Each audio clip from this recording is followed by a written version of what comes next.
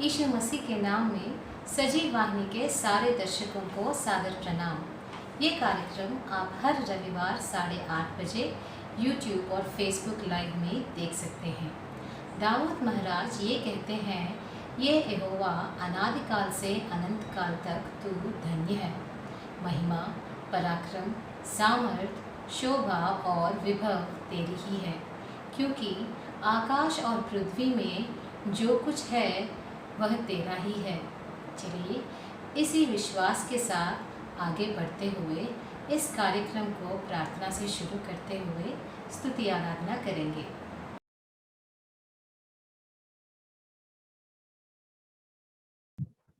सभी सजीव वाहिनी दर्शकों को जय मसीह की। आइए प्रार्थना करें। हमारे प्रेमी दयालु स्वर्गीय पिता परमेश्वर, अभी तक आपने संभाला, धन्यवाद प्रभु जी। पिछले हफ्ता भर हम सबों को सुरक्षित रखा, धन्यवाद देती हूँ परमेश्वर पिताजी। और एक बार इस सजीव वाहिनी प्रोग्राम में आने के लिए आपने सहायता किया। जितने गीत गाने में भाई बहन लोग सहायता कर रहे हैं, उन सबों को आपके हाथों में देती हूँ। जो वचन की सेवकाई में भाग लेते हैं, उस भाई को भी आपके हाथों में देती हूँ प्रभु जी। आत्मा में होकर वचन देने के लिए आप सहायता कीजिए परमेश्वर पिता। गीतों के द्वारा आपकी स्तुति और महिमा होने पाए परमेश्वर पिताजी।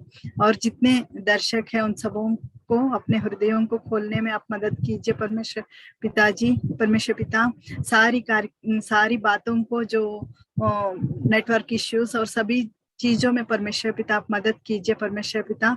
सारे भाई बहने जितने इसमें इन्वॉल्व होकर इस सेवा को आगे बढ़ा रहे हैं प्रभु जी, उन सबों को आपके हाथों में सौंपती हैं प्रभु जी। आपकी महिमा के लिए इस कार्यक्रम होने पाए प्रभु जी, आप सहायता मदद करना प्रभु जी। हमारे सारे प्रिय भाई बहनों को आपके हाथों में सौंपती हैं प्रभु जी, आप सहायता कीजिए। शैतान से होने वाले हर एक रुकावट को दूर कीजिए परमेश्वर पिता। और इस सेवकाई और इसी तरह और आगे बढ़ने के लिए आप मदद करना परमेश्वर पिता। कई लोगों के आत्मिक उन्नति का कारण होने पाए प्रभु जी, जो परमेश्वर पिता अभी तक आपको ग्रहण नहीं किए, उन आत्माओं के लिए प्रार्थना करती हूँ प्रभु जी।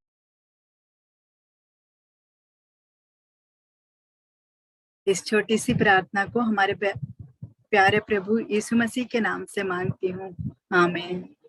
सारी सृष्टि के मालिक तुम ही हो, सारी सृष्टि के रक्षक तुम ही हो। करते हैं तुझको सादर प्रणाम, गाते हैं तेरे गुणगान।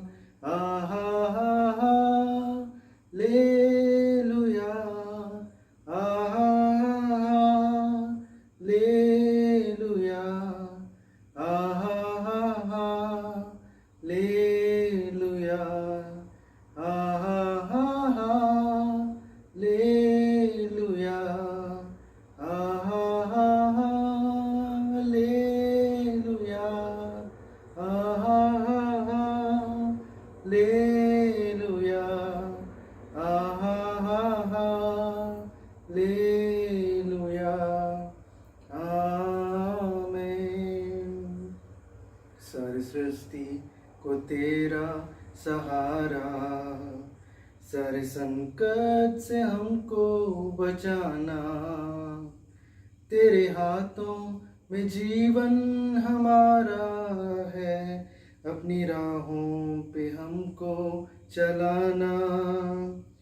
सारी सृष्टि को तेरा सहारा, सारे संकट से हमको बचाना। तेरे हाथों में जीवन हमारा है, अपनी राहों पे हमको चलाना। आहा हा हा लेलुया, आहा हा हा लेलुया, आहा हा हा लेलुया, आहा हा लेलुया, आहा हा लेलुया, आहा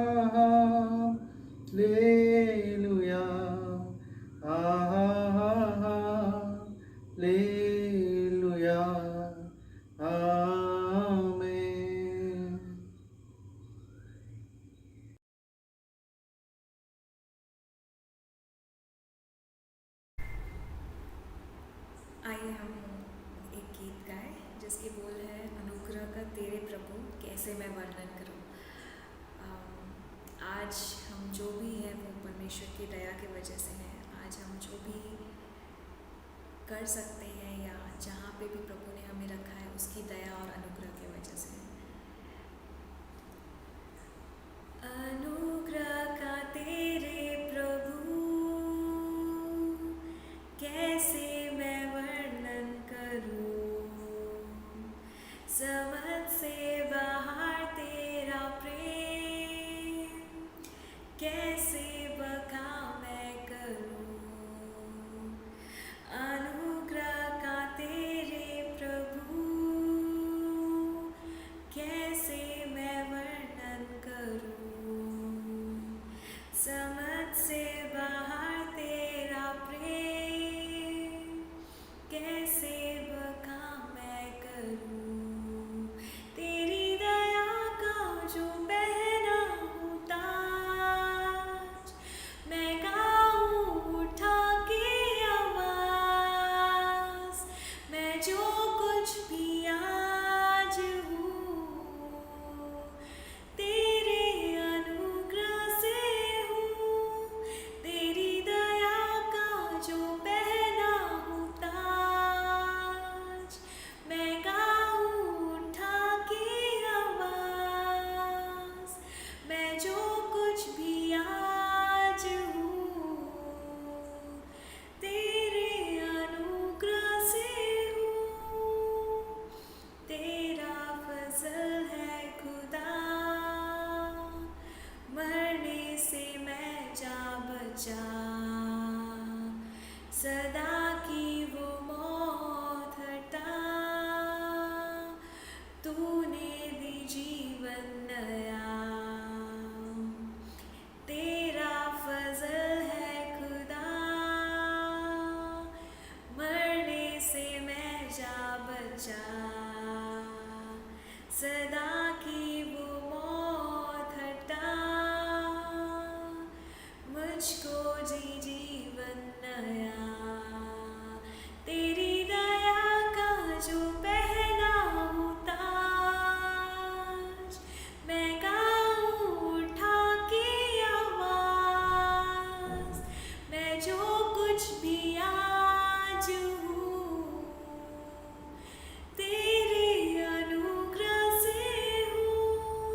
तेरी दया का जो पहना हूँ ताज, मैं गाऊँ उठा के आवाज़, मैं जो कुछ भी आज हूँ तेरे अनुग्रह से हूँ। ना मेरे कोई गुण से, ना मेरे अच्छाइयों से, सब कुछ है मुझको दिया तेरे अनुग्रह ही से। ना मेरे कोई गुण से, ना मेरे अच्छाइयों से, सब कुछ है तूने दिया तेरे अनुग्रह ही से। तेरी दया का जो पहना हूँ ताज, मैं गाऊँ उठा के आवाज़, मैं जो कुछ भी आज हूँ तेरे अनुग्रह से हूँ। तेरी दया का जो पहना हूँ ताज, मैं गाऊँ उठा के आवाज़, मैं जो कुछ भी आज हूँ तेरे अनुग्रह से हूँ।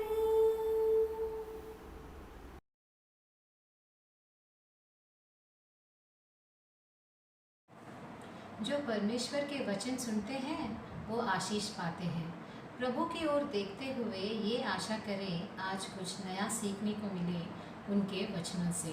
चलिए सुनते हैं प्रभु का संदेश उनके दास के द्वार।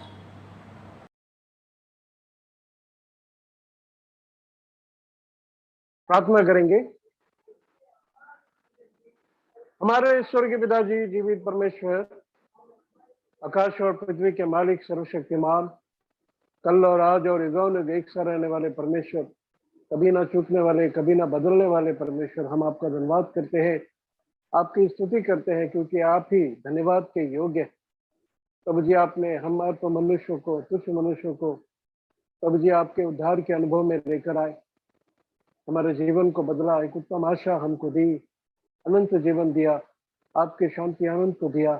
धन्यवाद करते हैं प्रभु, आपकी स्तुति करते हैं।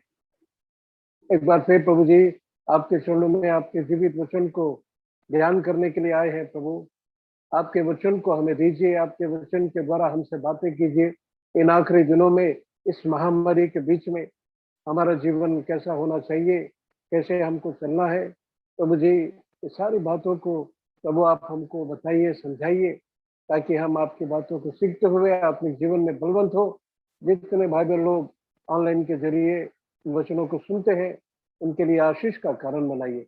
आपके अनुग्रह को चाहते हुए, अपने आप को आपके हाथ में सौंपते, केवल आपकी महिमा को चाहते हुए प्रभु मसीह यीशु के नाम में मांगते हैं, आमीन।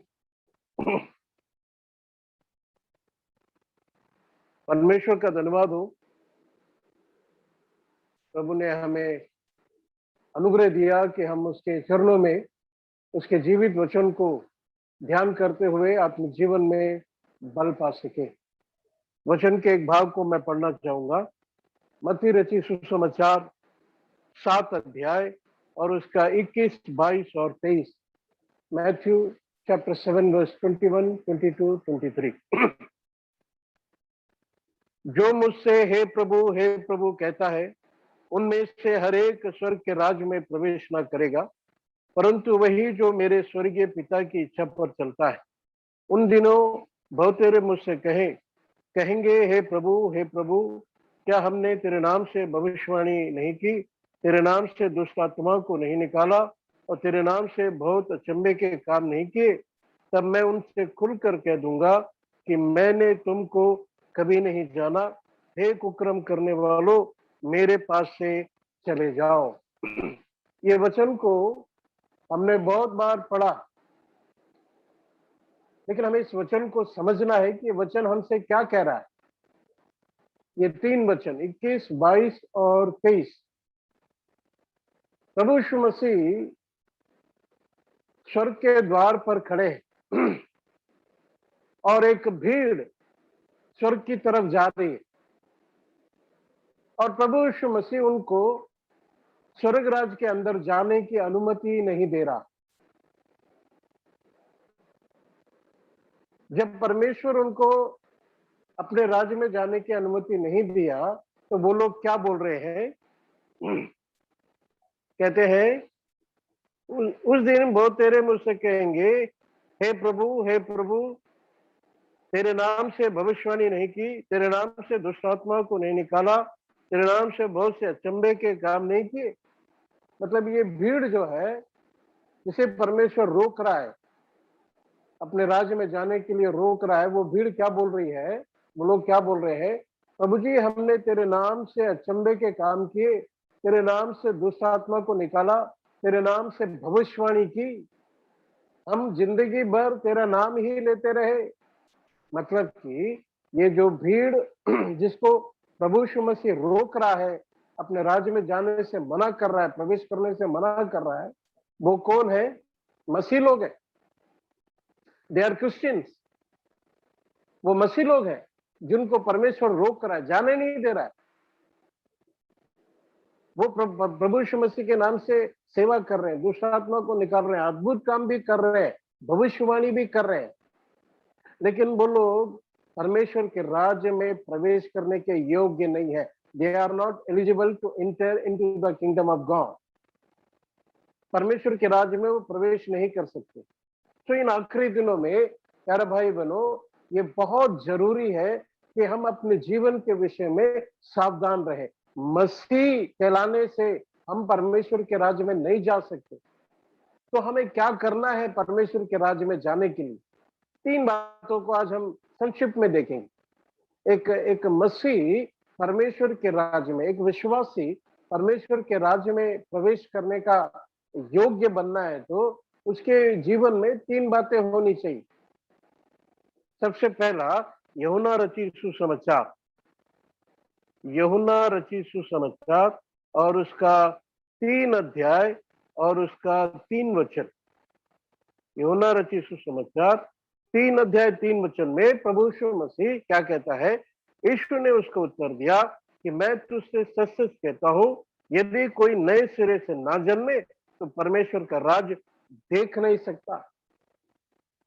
प्रभु यीशु मसीह बार बार इस बात को कह रहे हैं। 5 वचन में भी प्रभु यही बात को कह रहा है, मैं तुझसे सच सच कहता हूं, जब तक कोई मनुष्य जल और आत्मा से ना जन्मे तो वह परमेश्वर के राज्य में प्रवेश नहीं कर सकता। परमेश्वर के राज्य में प्रवेश करना है तो सबसे पहले परमेश्वर कहता है कि नए सिरे से जन्म लेना जरूरी है। ये क्या है? नया जन्म है ना, बॉर्न अगेन एक्सपीरियंस, नया जन्म का अनुभव, यानी कि उद्धार, सल्वेशन जिसे हम कहते हैं, उद्धार। एक उद्धार पाया हुआ व्यक्ति ही परमेश्वर के राज्य में जा सकता है। सबसे पहला हमको उद्धार का अनुभव होना है, नए सिरे से जन्म लिया हुआ अनुभव हमारा होना है, उद्धार होना है।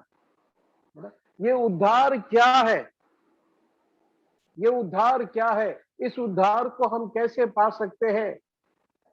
प्रभु यीशु मसीह संसार में आकर उस कलवरी क्रूस में बलिदान होने का एक मुख्य उद्देश्य पापी मनुष्य उद्धार पाए।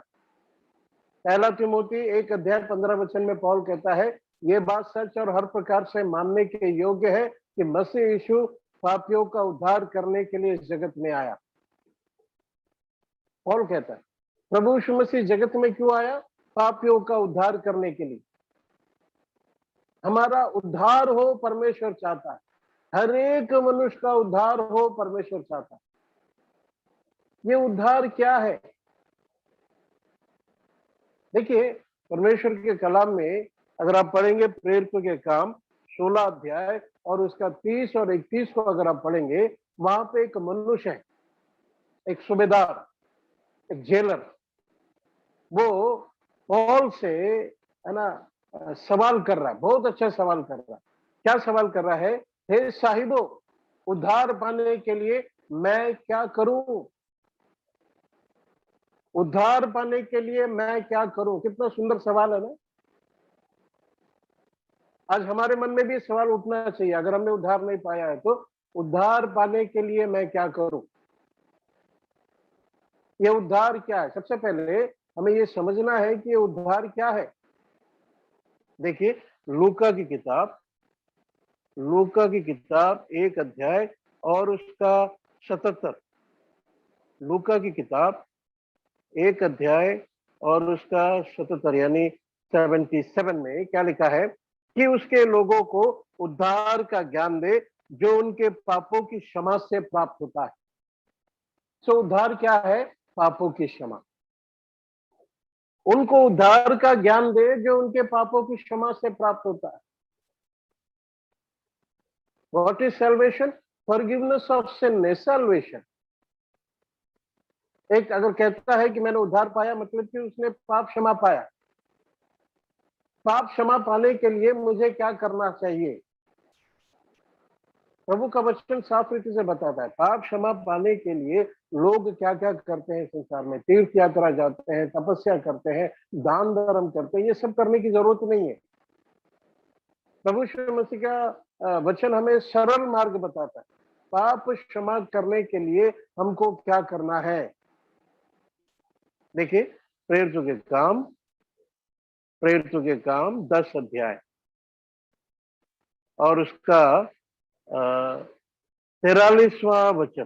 प्रेरितों के काम 10 अध्याय और उसका 43वां वचन 10:43 उसकी सब आवश्यकता गवाही देते हैं कि जो कोई उस पर विश्वास करेगा उसको उसके नाम के द्वारा पापों की क्षमा मिलेगी। मैं फिर से पढ़ता हूं, उसकी सब भविष्यवक्ता गवाही देते हैं कि जो कोई उस पर विश्वास करेगा उसको उसके नाम के द्वारा पापों की क्षमा मिलेगी। जो कोई प्रभु यीशु मसीह पर विश्वास करेगा, प्रभु का वचन कहता है, उसको यीशु मसीह के नाम के द्वारा पापों की क्षमा मिलेगी। कितना सुंदर सुंदर वचन है। प्रभु यीशु मसीह पर विश्वास करना है। जब हम प्रभु यीशु मसीह पर विश्वास करेंगे, परमेश्वर कहता है मैं तेरे पाप क्षमा करने के लिए तैयार हूं, है ना। पाप क्षमा करने के लिए आपको तपस्या करने की, तीर्थ यात्रा जाने की जरूरत नहीं है, परिश्रम करने की जरूरत नहीं है, मेहनत कष्ट करने की जरूरत नहीं है। प्रभु यीशु मसीह पर विश्वास कीजिए, जो इस संसार में मनुष्य बनकर आया। देखा, जो कोई भी क्यों ना हो, किसी भी परिस्थिति में क्यों ना हो, कितना भी भयंकर पापी क्यों ना हो, अगर वो प्रभु यीशु मसीह पर विश्वास करेगा तो यीशु मसीह के नाम से उसके पाप क्षमा हो जाएंगे। क्योंकि मरकुस की किताब 2 अध्याय में हम पढ़ते हैं, मनुष्य के पुत्र को पृथ्वी पर पाप क्षमा करने का अधिकार है। केवल प्रभु यीशु मसीह को अधिकार है मनुष्य के पापों को क्षमा करने का, और किसी के पास यह अधिकार नहीं है। अगर हम प्रभु यीशु मसीह पर विश्वास करेंगे, हम कोई भी क्यों ना हो, हम पढ़े लिखे हो, अनपढ़ हो, गोरे हो, काले हो, देशी हो, विदेशी हो, कोई भी हो, अगर हम प्रभु यीशु मसीह पर विश्वास करेंगे तो प्रभु यीशु मसीह कहता है मैं अपने नाम के निमित्त तेरे पापों को क्षमा करूंगा। और मेरे पाप क्षमा हो गए, इसका रुजू क्या है, इसका सबूत क्या है? मेरा जीवन बदल जाएगा। जिन पापों से मैं प्रेम करता था, उन पापों से मैं घृणा करने लगूंगा। मेरा जीवन बदल जाएगा, मेरा स्वभाव बदल जाएगा, मेरा जिंदगी बदल जाएगा। परमेश्वर की शांति, आनंद, है ना, मेरे जीवन में उमड़ने लगेगा। मैं भी ऐसा ही था। मेरे 17 साल की उम्र में जब मैं उद्धार पाया, मुझसे ये सवाल किया गया, जब तू मरेगा तो कहां जाएगा? ये सवाल मेरे अंदर चुभ गया। सच में मैं अपने जीवन के बारे में जानता हूं, अगर मैं मरूंगा तो मैं नरक जाऊंगा। उस दिन रात को मुझे नींद नहीं आई। सब लोग सोए थे। रात को 1 बजे करीब मैं घुटना टेक कर प्रार्थना किया। उस दिन मैंने सच्चे दिल से प्रार्थना किया, प्रभु जी मैं एक पापी हूं, मैं जानता हूं, मुझे भी ये उद्धार चाहिए, मेरे पापों को क्षमा कर। सच्चे दिल से मैंने प्रभु से कहा, प्रभु मैं विश्वास करता हूं। मेरे अंदर एक ऐसी खुशी आई, और रात में कोई भी मुझे नहीं देख रहा था। ऐसी खुशी आई, ऐसा आनंद आया जो मैंने कभी नहीं हासिल किया था, कभी नहीं अनुभव किया था। मेरा जीवन ही बदल गया। मैं समझ गया प्रभु ने मेरे पाप क्षमा कर दिए। बड़ा आनंद आया। वो आनंद आज तक बना। इससे पहले, है ना, बाइबल पढ़ने के लिए मन नहीं करता था, मीटिंग जाने के लिए मन नहीं करता था, पवित्र लोग की संगति करने के लिए मन नहीं करता था। लेकिन जैसे ही प्रभु ने मेरे पाप क्षमा किए, मेरा जीवन बदल गया, है ना। पवित्र लोग की संगति करने में आनंद आने लगा, प्रभु का वचन पढ़ने में आनंद आने लगा, प्रभु के घर जाने में आनंद आने लगा। ये है उद्धार जो परमेश्वर हर एक मनुष्य को देना चाहता है। परमेश्वर हमारे पापों को क्षमा करने के लिए ही संसार में मनुष्य का रूप लेकर आया। उस कलवरी क्रूस में अपने जीवन को देने के द्वारा, अपने पवित्र बहुमूल्य लहू बहाने के द्वारा वो हमें पाप क्षमा प्रदान करता है। लेकिन उसी के पाप क्षमा किए जाएंगे जो यीशु मसीह पर विश्वास करेगा, है ना। उद्धार पाने के लिए क्या करना है ना, यीशु मसीह पर विश्वास करना है। दूसरा, उद्धार पाने के लिए क्या करना है ना, अपने पापों को मान लेना है। पहला यूहन्ना की किताब, पहला यूहन्ना 1 अध्याय और उसका 7 वचन से मैं पढ़ रहा हूं। पर यदि जैसे वह ज्योति में है वैसे ही हम भी ज्योति में चले तो एक दूसरे से भागता रखते हैं, और उसके पुत्र यीशु का लहू हमारे सारे पापों को धोकर शुद्ध करता है। यदि हम कहें कि हम में कुछ भी पाप नहीं तो अपने आप को धोखा देते हैं और हम में सत्य नहीं। 10 वचन में, यदि कहे कि हम में पाप नहीं तो उसे झूठा ठहराते हैं और उसका वचन हम में नहीं। परमेश्वर का वचन बार बार बता रहा है कि तू अपने पाप को मान ले। मैं एक पापी हूं, हमें मान लेना। मनुष्य का स्वभाव क्या है? वो एक पापी है, नहीं मानता। मैं एक पापी हूं वो नहीं मानता। ये मनुष्य का स्वभाव है। लेकिन परमेश्वर का वचन कहता है तेरे पाप को मैं क्षमा करना है तो पहला मुझ पर विश्वास कर, दूसरा अपने पापों को मान ले। यदि तू अपने पापों को मान लेगा तो मैं तेरे पापों को क्षमा करूंगा। नीति वचन की किताब 28 अध्याय और उसका 13 वचन, प्रोवर्ब्स 28:13 में क्या लिखा है?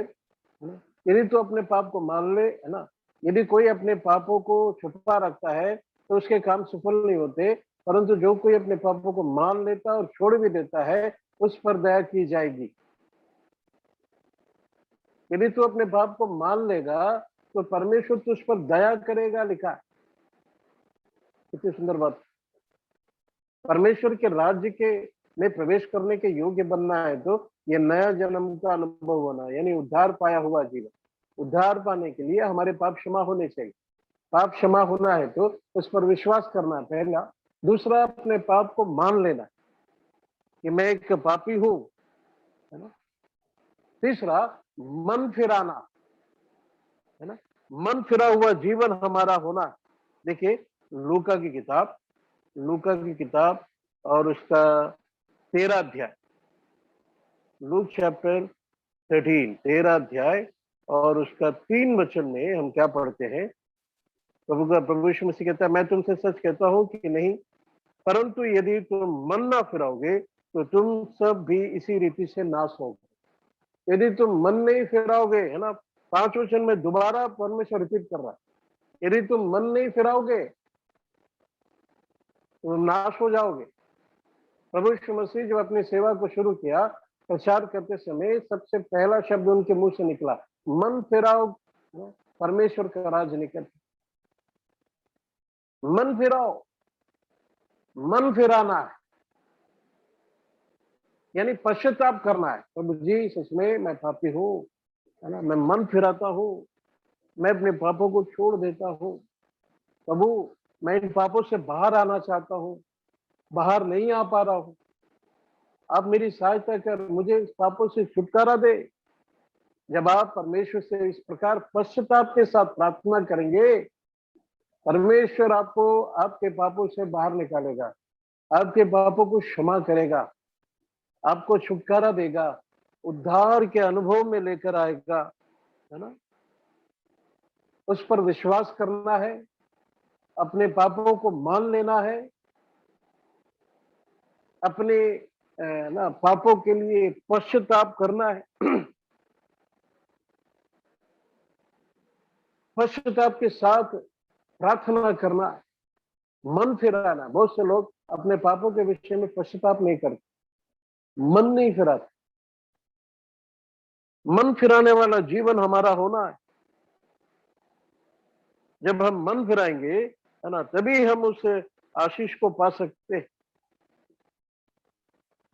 देखिए प्रेरितों के काम और उसका 17 अध्याय, प्रेरितों के काम 17 अध्याय और उसका 30 वचन।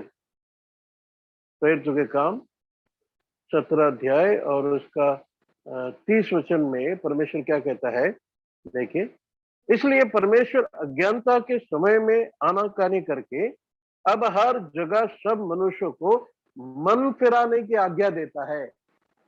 हर जगह मनुष्यों को मन फिराने की आज्ञा देता है। तो हमारे जीवन में उद्धार को पाना है, नया जन्म का अनुभव पाना है तो मन फिराओ, पश्चाताप हमारे जीवन में हो। उद्धार पाने के लिए क्या करना है? पहला, प्रभु यीशु मसीह पर विश्वास करना है। दूसरा, आप ही परमेश्वर करके विश्वास करना है। रोमियो की किताब 10 अध्याय में हम पढ़ते हैं, 9-10 में। रोमियो की किताब 10 अध्याय 9-10 में पढ़ते हैं, यदि तू, है ना, प्रभु यीशु मसीह पर विश्वास करेगा, अपने मन से अंगीकार करेगा तो तू उद्धार पाएगा। विश्वास करना है। दूसरा, अपने पापों को मान लेना है। तीसरा, मन फिराना। तब परमेश्वर आपके पापों को क्षमा करके नए जन्म के अनुभव में लाएगा। तब आप कह सकते हैं परमेश्वर ने मेरा उद्धार किया है, ये बात को याद रखिए। उद्धार क्या है? पाप क्षमा। मैं एक भाई से बात कर रहा था, जवान भाई से। मैंने उससे पूछा कि आपने उद्धार पाया? तो उसने कहा हाँ मैंने उद्धार पाया। तो फिर मैंने उससे पूछा कैसे पाया उद्धार? तो वो कहता है मैं चर्च में आने से पहले उसको बहुत पेट दर्द होता था, डॉक्टर लोग ठीक नहीं कर पाए, लेकिन जैसे ही मैं चर्च में आया है ना, मेरा पेट दर्द ठीक हो गया। जब परमेश्वर के दास ने प्रार्थना किया, मेरा पेट दर्द ठीक हो गया, मैं उद्धार पा लिया। मैंने उससे कहा कि ये उद्धार नहीं है। आज पेट दर्द ठीक हुआ, कल सिर दर्द आएगा। उद्धार क्या है? मैंने उनको समझाया। आपके पाप क्षमा होने चाहिए। पाप क्षमा का निश्चितता आपके जीवन में होनी चाहिए। निश्चितता के साथ आपको कहना है कि प्रभु परमेश्वर ने मेरे पाप को क्षमा कर दिया है, नया जन्म के अनुभव में आ गया हूँ, मैं उद्धार पा लिया हूँ। आपका जीवन बदला हुआ होना चाहिए। प्यारे भाई बहनों, क्या आपने इस उद्धार को पाया है? इस नए जन्म के अनुभव को पाया है? नहीं है तो आज परमेश्वर आपको समय दे रहा है। अपने जीवन को परमेश्वर को सौंपिए, उस पर विश्वास कीजिए। परमेश्वर से कहिए प्रभु जी मैं अपने पापों को मान लेता हूँ, मुझ पर दया कर। प्रभु जी मैं मन फिराता हूँ, पश्चाताप करता हूँ, मुझे इन पापों से छुटकारा दे, नए जन्म के अनुभव में मुझे लेकर आ। उसी समय उसी क्षण परमेश्वर आपके पापों को क्षमा करेगा, आपको अपने उद्धार के अनुभव में लेकर आएगा। पहली बात, परमेश्वर के राज्य में प्रवेश करने के योग्य बनना है तो अपने जीवन में ये उद्धार का अनुभव होना चाहिए। दूसरा हम वहां पर पढ़ते हैं मत्ती रचित सुसमाचार 7 अध्याय में, है ना, वो लोग क्यों नहीं प्रवेश कर पा रहे हैं? देखिए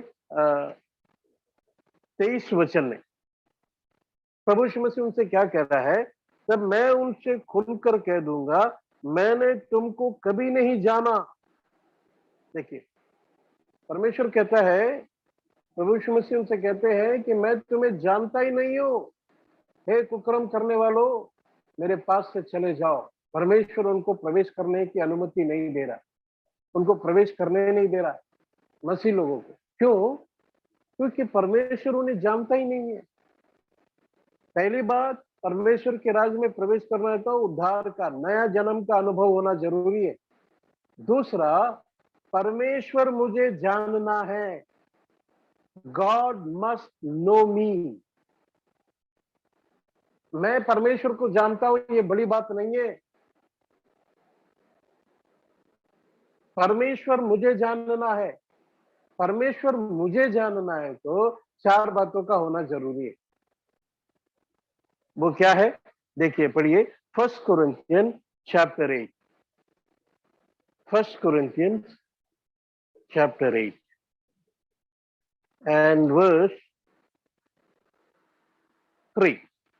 1 कोरिन्थियन चैप्टर 8 वर्स 3 में, पहला कोरिन्थियों 8 अध्याय और उसका 3 वचन में प्रभु क्या कहता है? परंतु यदि कोई परमेश्वर से प्रेम रखता है तो उसे परमेश्वर पहचानता है। पहली बात, परमेश्वर किसको जानेगा, किसको पहचानेगा? जो परमेश्वर से प्रेम रखते हैं, दोज हु लव गॉड। परमेश्वर से जो प्रेम रखते हैं परमेश्वर उनको पहचानेगा। इतनी सुंदर साफ रीति से लिखा है, परमेश्वर से जो प्रेम रखते हैं उन्हें परमेश्वर पहचानेगा, उनको परमेश्वर जानेगा। परमेश्वर से प्रेम रखने का मतलब क्या? मैं परमेश्वर से प्रेम रखता हूं, मैं परमेश्वर से प्रेम रखता हूं, मुंह से कहना काफी नहीं है। परमेश्वर से प्रेम रखने का मतलब क्या है? देखिए यूहन्ना की किताब 14 अध्याय, यूहन्ना की किताब 14 अध्याय और उसका 23 वचन में क्या लिखा हुआ है? यीशु ने उसको उत्तर दिया, यदि कोई मुझसे प्रेम रखे तो वह मेरे वचन को मानेगा। कितना साफ लिखा। यीशु ने उनको उत्तर दिया, यदि कोई मुझसे प्रेम रखे तो मेरे वचन को मानेगा। परमेश्वर से प्रेम रखने का मतलब क्या है? परमेश्वर के वचन को मानना। क्या हम परमेश्वर के वचन को मानते हैं प्यारा भाई बहनों? परमेश्वर से प्रेम रखने का मतलब यही है, जो परमेश्वर से प्रेम रखता है वो परमेश्वर के वचन को मानेगा, यानी परमेश्वर के वचन के अनुसार चलेगा। परमेश्वर के वचन के अनुसार चलेगा। प्रकाशित में लिखा है, धन्य है जो मेरे वचन को सुनते, मेरे वचन को पढ़ते और मेरे वचन को मानते हैं। परमेश्वर के वचन को सुनना एक धन्य बात है, उसे पढ़ना उससे भी अधिक धन्य बात है, और सबसे अधिक धन्य बात है उसको मानना, उसके वचन के अनुसार चलना, वचन के अनुसार करना। परमेश्वर से जो प्रेम रखता है वो परमेश्वर के वचन को मानेगा, परमेश्वर के वचन के अनुसार चलेगा, उसका जीवन परमेश्वर के वचन के अनुसार होगा। पहला यूहन्ना 5:3 में क्या लिखा है? जो परमेश्वर से प्रेम रखते हैं, पहला यूहन्ना 5 और उसका 3। और परमेश्वर का प्रेम यह है कि हम उसकी आज्ञाओं को माने। परमेश्वर से प्रेम रखने का मतलब है परमेश्वर की आज्ञाओं को मानना। Those who love God, they walk according to the word of God and they obey the command of God. परमेश्वर से प्रेम रखने वाला प्रभु के वचन को मानेगा, परमेश्वर के आज्ञाओं के अनुसार चलेगा। ऐसे लोग ही उसके राज्य में प्रवेश करने के योग्य हैं। पहला, नया जन्म का अनुभव होना है। दूसरा, परमेश्वर के द्वारा पहचाने जाना है। तो पहली बात, परमेश्वर से प्रेम करना। जो परमेश्वर से प्रेम रखते हैं, परमेश्वर उन्हें पहचानेगा।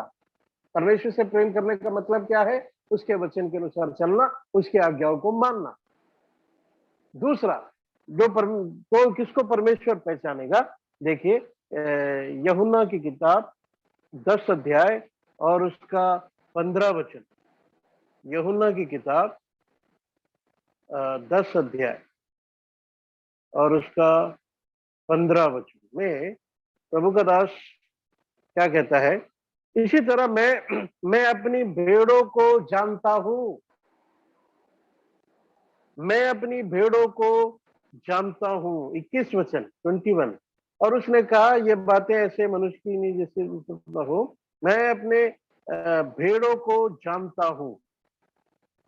27 मेरी भेड़ें मेरा शब्द सुनती है और मैं उन्हें जानता हूं। परमेश्वर दोबारा कह रहा है।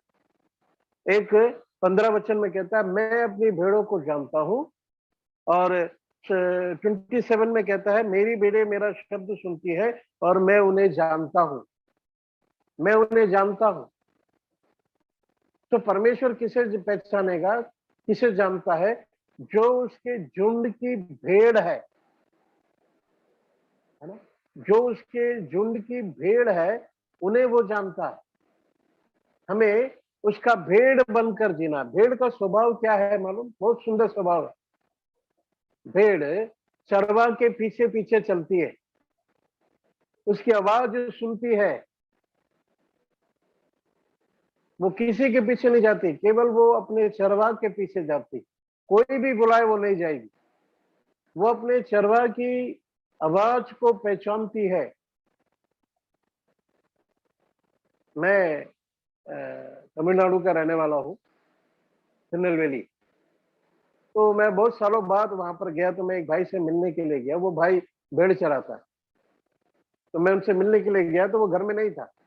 बगल वालों से पूछा तो उन्होंने कहा कि फलानी जगह वो अपने भेड़ों को चराने गया। मैं उधर गया मिलने के लिए, वो एक पेड़ के नीचे बैठा था। जब वो मुझसे मिला, बहुत खुश हुआ, हम लोग गले मिले, प्रेज़ लॉर्ड बोला, फिर बातें कर रहे थे। तो मैंने उनकी भेड़ों को देखा, बहुत सारी भेड़ें थी। तो मैंने उससे पूछा कि तुम्हारी तो थोड़ी सी भेड़ें हैं, इतनी सारी भेड़ें कैसे होगी? तो उसने कहा कि बगल वाला एक और चरवा है, उसकी तबीयत खराब है, उसके भेड़ों को भी मैं लेकर आया। तो मैंने उससे कहा कि सब भेड़ें एक जैसी हैं, तू अपनी भेड़ों को कैसे पहचानेगा? तो उस हंसते हुए उसने बोला, ठीक है मैं आपको बताता हूँ, बोल के वो एक तरह की अलग सी आवाज निकाला। तो कुछ भेड़ें उसके पास आकर खड़ी हो गई और कुछ भेड़ें वहीं पर थी। तब उसने कहा, जो भेड़ें मेरे पास आकर खड़ी हुई मेरी भेड़ें हैं, और जो वहां पर खड़ी है वो मेरे बगल वालों की भेड़। मेरी भेड़ें मेरी आवाज पहचानती है, वो मेरे पीछे पीछे आती है। ये भेड़ का स्वभाव है। क्या आप है ना। परमेश्वर जो हमारा चरवा है उसके पीछे पीछे चल रहे हैं, उसकी आवाज ये पहचान रहे हैं। भेड़ का स्वभाव ये है, जब ऊन कतरा जाता है ना, उसका ऊन निकालते हैं ना, उसको दर्द होता है, लेकिन वो उफ तक नहीं करता, वो अपने मालिक को गाली नहीं देता है ना, उसको मारने को नहीं दौड़ता है, वो चुपचाप लेटा रहता है। एक भेड़ का स्वभाव क्या है? एक विश्वासी के जीवन में दुख तकलीफ आए, परेशानी आए, बीमारी आए, तो भी वो परमेश्वर को श्राप नहीं देगा, परमेश्वर को डांटेगा नहीं, चुपचाप सब कुछ सह लेता है। एक भेड़ का स्वभाव है। ऐसा भेड़ बनकर हमें जीना, ऐसे भेड़ों को परमेश्वर पहचानता है। मत्ती रचित सुसमाचार 25 अध्याय को अगर आप पढ़ेंगे, वहां पे है ना 41 से अगर आप पढ़ेंगे तो वहां पे लिखा है परमेश्वर भेड़ों को बकरियों को अलग अलग कर रहा है, भेड़ों को बकरियों को अलग अलग कर रहा है, भेड़ों को दाहिनी ओर, बकरियों को बाईं ओर, और भेड़ों से कह रहा है ना, तुम उस राज्य में जाओ जो तुम्हारे लिए तैयार किया है, और बकरियों को नरक भेज रहा है। साफ लिखा है वहां पे मत्ती रचित सुसमाचार 25 अध्याय 41 से आप पढ़ते जाइए। तो हमें बकरी बनकर नहीं जीना है, भेड़ बनकर जीना है। उसकी आवाज पहचान कर चरवा के पीछे पीछे चलने वाला जीवन। दुख तकलीफ आए, परेशानी आए, फिर भी परमेश्वर को है ना गाली ना देने वाला जीवन, जैसे अय्यूब का था। कितना परेशानी आए, कितना दुख तकलीफ आए, उसने परमेश्वर को श्राप नहीं दिया। उसकी पत्नी बोल रही थी श्राप दे और मर जा, लेकिन वो कहता है मैंने परमेश्वर से लिया, परमेश्वर ने उसे लिया, है ना, परमेश्वर ने दिया, परमेश्वर ने लिया, परमेश्वर की महिमा हो, उसने श्राप नहीं दिया। भेड़ का जीवन। परमेश्वर अपनी भेड़ों को पहचानता है। तीसरा, परमेश्वर किसे पहचानेगा? नाहुम। नाहुम 1 अध्याय और उसका 7 वचन। नाहुम 1 अध्याय और उसका 7 वचन में लिखा है, जो उस पर भरोसा करते। हिंदी में वो वर्ड नहीं है, लेकिन आप इंग्लिश में बाद में लेके पढ़िए। नाहुम 1:7 में, दोज हु ट्रस्ट हिम, है ना, God know a man those who trust him. परमेश्वर पर जो भरोसा करता है उसे परमेश्वर पहचानता है। हम कितना भरोसा करते हैं परमेश्वर, है ना, हम परमेश्वर पर भरोसा करते हैं या संसार पर भरोसा करते हैं? हम परमेश्वर पर भरोसा करते हैं या पैसों पर भरोसा करते हैं? हम परमेश्वर पर भरोसा करते हैं या इस संसार के प्रधान अधिकारियों पर भरोसा करते हैं? वचन कहता है कि प्रधानों पर, अधिकारियों पर भरोसा ना करना, उन पर भरोसा करने से अच्छा है परमेश्वर पर भरोसा करना। यिर्मयाह 17 अध्याय 7-8 में पढ़ते हैं, धन्य है वह मनुष्य जो यहोवा पर भरोसा करता है, जिसका आधार परमेश्वर है। परमेश्वर पर भरोसा करने वाला जीवन। आज हम किस पर भरोसा करते हैं? परमेश्वर पर भरोसा करने वालों को परमेश्वर पहचानेगा। याद रखिए, आज हमारा जीवन कैसा है प्यारे भाई बहन, है ना। दूसरा तिमोथी 2 अध्याय, दूसरा तिमोथी 2 अध्याय और उसका 19वां वचन। दूसरा तिमोथी 2 अध्याय और उसका 19वां वचन में क्या लिखा है? तो भी परमेश्वर की नेव बनी रहती है और उस पर यह छाप लगी है कि प्रभु अपनों को पहचानता है। प्रभु अपनों को पहचानता है, जो उसके हैं, जो उसके लिए जीते हैं केवल, है ना, जो परमेश्वर के लिए ही जीते हैं। हम मसीह बोलते हैं लेकिन हम अपने लिए जीते हैं। परमेश्वर के लिए जीने वाला, जो उसके हैं, उनको परमेश्वर पहचानता है। देखिए कितना सुंदर जीवन है। परमेश्वर किसे पहचानेगा? 4 बातों को हमने देखा। जो परमेश्वर से प्रेम रखता है, परमेश्वर उसे पहचानेगा। जो परमेश्वर की झुंड का भेड़ है, परमेश्वर उसे पहचानेगा। जो परमेश्वर पर भरोसा रखता है, परमेश्वर उसे पहचानेगा। जो परमेश्वर के लिए जीता है, परमेश्वर उसे पहचानेगा। मतलब कि ये लोग जो दुष्ट आत्माओं को भगा रहे थे यीशु मसीह के नाम से, भविष्यवाणी कर रहे थे यीशु मसीह के नाम से, अद्भुत काम कर रहे थे यीशु मसीह के नाम से, उनके जीवन में नया जन्म का अनुभव नहीं है उनको, परमेश्वर से प्रेम नहीं करते, परमेश्वर पर भरोसा नहीं करते, परमेश्वर की झुंड की भेड़ नहीं है ना, परमेश्वर के है ना भरोसा ना करने वाला जीवन परमेश्वर के लिए जीने वाला जीवन नहीं है। इसलिए परमेश्वर कहता है मैं तुम्हें नहीं जानता। प्यारा भाई बहनों, आज अपने जीवन को जांच कर देखिए। जब आप है ना उस स्वर्गराज की तरफ जाओगे तो क्या परमेश्वर आपको देखकर कहेगा मैं तुझे जानता हूं, आई नो यू, तो मुझसे प्रेम करता था, इस संसार में जब जीवन बिताया तूने नया जन्म पाया, तेरे पाप क्षमा किए गए, तुझे मैंने उद्धार दिया, है ना, तू मुझसे प्रेम करता था, मेरे वचन के अनुसार चलता था, मेरी आज्ञाओं को मानता था, मेरे झुंड का भेड़ बनकर जिया, मुझ पर भरोसा करता था, हर बात के लिए मुझ पर भरोसा करता था, तो मेरे लिए जिया, मैं तुझे जानता हूं। क्या परमेश्वर आपको देखकर कह सकता है प्यारे भाइयों बहनों? अगर कह सकता है तो आप परमेश्वर के राज में जाने के लिए तैयार हैं। You are eligible to enter into the kingdom of God. अगर नहीं कहेगा मैं तुझे नहीं जानता, अगर उसने कह दिया, तुम उसके राज्य में प्रवेश नहीं कर सकते। चाहे आप पीढ़ी से पीढ़ी मसीह रहे हो, आप परमेश्वर के राज्य में प्रवेश नहीं कर सकते। आज अपने जीवन को जांच कर देखिए प्यारे भाई बहनों, क्या आपने नया जन्म का अनुभव पाया है? आपके पाप क्षमा हुए हैं? क्या प्रभु यीशु मसीह पर विश्वास किया है? क्या परमेश्वर के द्वारा आप पहचाने जाएंगे? क्या परमेश्वर आपको जानता है? जो बातें हमने देखी बहुत ही मुख्य बातें, इन्हें अपने जीवन में अमल करना बहुत जरूरी है। अपने जीवन में इन्हें अभ्यास करना बहुत जरूरी है, तब आप परमेश्वर के राज्य में प्रवेश कर सकते हैं। आज अपने जीवन को जांच कर देखिए प्यारे भाई, वचन के अनुसार प्रभु जी सच में नया जन्म का अनुभव नहीं है मुझे, प्रभु जी सच में ये आपके द्वारा मैं पहचाने जाऊंगा, ये संदेह है मुझे, मेरी सहायता कर कि मैं आपसे प्रेम करूं, आपकी भेड़ बनकर जियो, आप पर भरोसा करो, आपके लिए मैं जियो।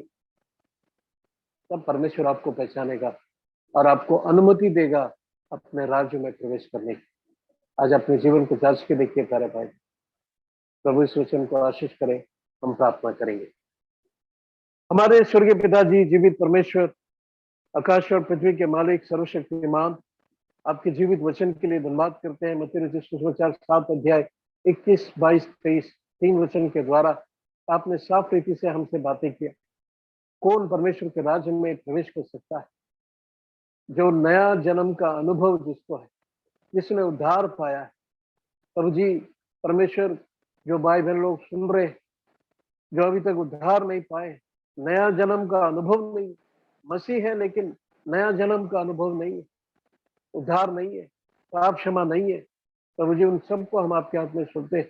आज के दिन प्रभु जी वो अपने जीवन को आपके हाथ में सौंपते हुए आप पर विश्वास करें, अपने पापों को मान ले, मन फिराए प्रभु जी, और नया जन्म का अनुभव पा सके, कह सके कि परमेश्वर ने मुझे उद्धार दिया, मेरे जीवन को बदल दिया। इतना ही नहीं प्रभु, परमेश्वर के द्वारा पहचाने जाना, आपसे प्रेम करना है, आपके झुंड का भेड़ बनकर जीना है, आप पर भरोसा करना है, आपके लिए जीना है। ऐसा जीवन, ऐसी जिंदगी प्रभु जी आप उन्हें दीजिए, ताकि वो परमेश्वर के राज्य के लिए तैयार हो जाए। प्रभु सहायता कर, सुनने वाले हर एक भाई बहनों को हम आपके हाथ में सौंपते हैं।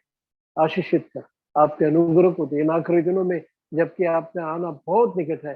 प्रभु जी हम तैयार रहे, आपके अनुग्रह को चाहते हुए प्रभु मसीह यीशु के नाम में मांगते हैं, आमीन। हमारे परमेश्वर का प्रेम, प्रभु यीशु मसीह का अनुग्रह, पवित्र आत्मा की सहभागिता अब से लेकर सर्वदा तक हम सबके साथ युगानुग होती रहे, आमीन। सारे भाई बहनों को जय मसीह की।